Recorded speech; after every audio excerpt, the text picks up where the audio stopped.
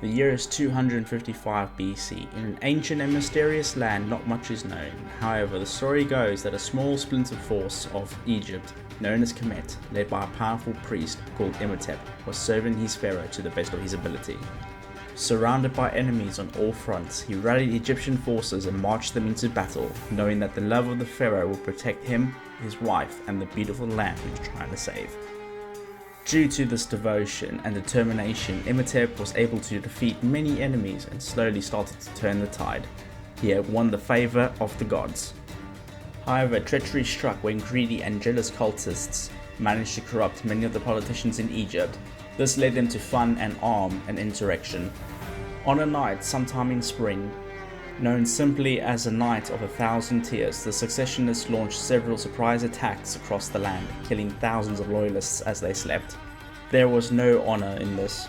Due to these actions, civil war was spread throughout Egypt. Upon hearing this news, Imhotep raised his forces and was able to put many heretics to the sword for his pharaoh.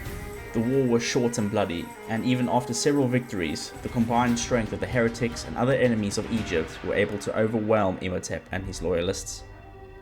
Imhotep's wife, Anck-su-namun, was leading a force to crush a large heretic army near the mighty Dune Sea.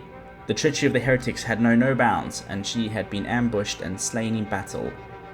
Imhotep sent his personal bodyguard to search the Dune Sea until they came across her body. Once done, Imhotep crossed land and sea, braving the elements, and returned to Thebes with her body. Once in the city of the dead, he begged and pleaded to the gods for absolution. Many of the gods, including Isis, spoke with Imhotep and told him that they could not interfere in the realms of men. However, his prayers were pure. He told the gods of Egypt that their power would diminish as they won't have any followers if the heretics win the war. Due to this, Horus was convinced that something needed to be done. He instructed Imhotep to perform a ritual that would drastically change the current events. After months of preparation and the siege of Thebes was underway, the loyalists were surrounded. The city was soon breached, but the ritual was complete.